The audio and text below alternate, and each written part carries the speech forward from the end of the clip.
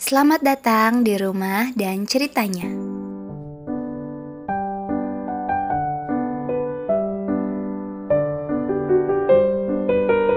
Cara mengatur keuangan rumah tangga agar tidak boros dengan gaji pas-pasan.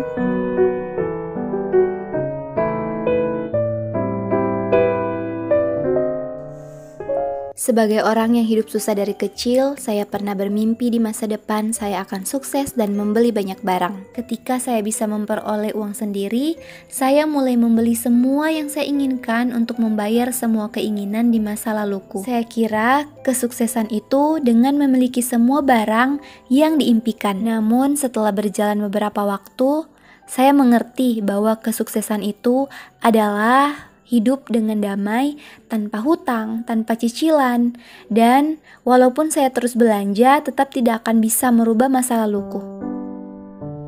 Sehingga saya mulai belajar untuk mengerti arti sukses itu, menyadari masa kini, hidup di masa kini yang saya sebagai seorang ibu rumah tangga, saya harus mengatur dan memperbaiki keuangan rumah tangga. Setelah beberapa tahun ini saya belajar dan konsisten, semua terlewati dengan baik. Keuangan terkontrol dengan baik dan hutang perlahan-lahan terlunasi. Dalam perjalananku belajar cara mengatur keuangan, saya mengalami naik dan turun.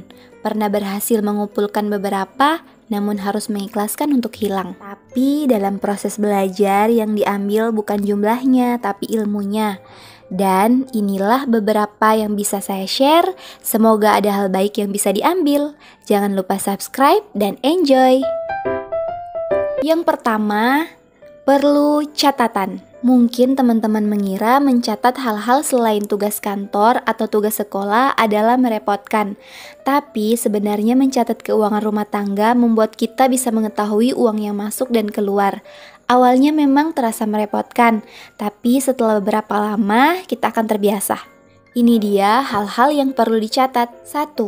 Catat semua pemasukan setiap bulan. Uang gaji, bonus, uang kaget, dan lain-lain semua dicatat. Kedua, catat budget pengeluaran pokok. Teman-teman harus membagi setiap kebutuhan pokok di awal bulan. Ini gunanya agar kita bisa mengetahui kemampuan kita dengan pendapatan dan kebutuhan setiap bulan. Contoh yang pertama adalah budget listrik.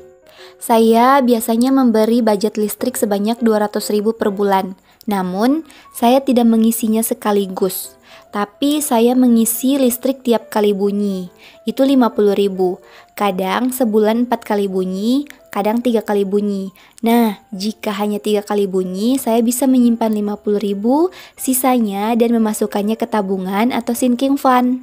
Sehingga dengan demikian, saya berusaha untuk menggunakan listrik sehemat mungkin, jadi pengisiannya hanya 3 kali sebulan. Contoh yang kedua adalah cicilan. Ketika gajian, uang untuk bayar cicilan langsung sisihkan dan jangan dipinjam untuk pengeluaran lain. Hal ini membuat kita terhindar dari denda ketika terlambat membayar. Selanjutnya adalah uang sekolah. Yang sudah punya anak sekolah, meskipun pembayaran iuran bisa setiap 3 atau 6 bulan sekali sebelum terima raport, tapi lebih baik menyimpan uang sekolah itu setiap bulan. Dan yang belum punya anak seperti saya, tetap menyisihkan uang setiap bulan untuk tabungan anak dan biaya promil.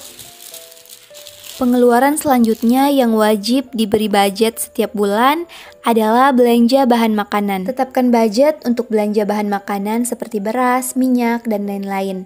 Belanja sayuran jangan kebanyakan, karena kadang kita belanja mingguan dengan stok melimpah, malah jadi mubazir jika ada hal mendadak yang membuat kita tidak memasak. Kalau saya biasanya belanja bahan makanan untuk kebutuhan 3 hari. Selain bisa mengukur ketersediaan bahan makanan, juga ikan dan sayur lebih segar. Sehingga budget yang saya targetkan untuk belanja bahan makanan bisa ada sisanya dan bisa disimpan. Pengeluaran selanjutnya yang wajib dibudget nih setiap bulan adalah uang belanja bulanan. Selama proses mengatur keuangan, saya tidak pernah menyetok barang saat belanja bulanan. Jadi saya hanya membeli barang yang saya akan gunakan secukupnya. Jika di pertengahan bulan habis, maka saya beli lagi sesuai kebutuhan. Sehingga budget itu biasanya ada sisanya dan bisa disimpan. Karena menurut saya, jika saya hanya punya 1 saset sabun cuci, maka pasti saya akan berhemat memakainya. Tapi jika saya menyadari bahwa ada stok sabun, maka pasti saya tidak ragu-ragu untuk menggunakannya banyak-banyak. Setelah cara yang kedua dengan mencatat budget pengeluaran, sekarang adalah yang ketiga, pilih barang diskon. Ini salah satu cara saya untuk berhemat. Saya memilih yang diskon tapi juga mempertimbangkan dengan produk lain. Tapi menurut saya semua produk itu bagus selama belum lewat kadaluarsa. Keempat, buat tabungan target atau sinking fund jika ingin membeli sesuatu. Untuk cara yang keempat ini, lebih lengkapnya bisa klik video di atas atau melalui pencarian di video saya dengan judul Cara Menabung untuk Membeli Perabotan Rumah Tangga. Yang kelima, buatlah jadwal masak dan menu setiap hari. Memasak di rumah kadang merasa merepotkan bagi ibu-ibu yang bekerja atau bagi yang masih memiliki anak bayi. Tapi memasak di rumah membuat kita lebih hemat. Bawalah bekal, terus makan dulu sebelum jalan-jalan keluar. Cara ini dulu sering ibu saya lakukan. Sebelum keluar rumah, ibu saya mengajak saya makan sampai kenyang. Sehingga ketika kita jalan dan melihat jajanan, membuat kita tidak terlalu tergoda karena perut dalam keadaan kenyang. Keenam, belanja kebutuhan pribadi di saat yang tepat. Ketika sedang menjelajahi sosial media, pasti kita akan melihat banyak sekali jualan online bahkan tawaran diskon yang menggiurkan. Pasti kita akan membelinya di saat kita merasa bahwa sudah menyimpan banyak uang dan hanya mengeluarkan sedikit jika belanja barang tersebut. Sebenarnya hal itu tidak ada salahnya. Kadang saya juga seperti itu. Tetapi ketika tiba-tiba ada pengeluaran tak terduga seperti ada yang sakit dan lain-lain, uang yang disimpan sudah berkurang membuat kita menyesal dan menyalahkan diri sendiri. Sehingga saya sarankan untuk belanja di saat yang tepat. Misalnya, baju pesta.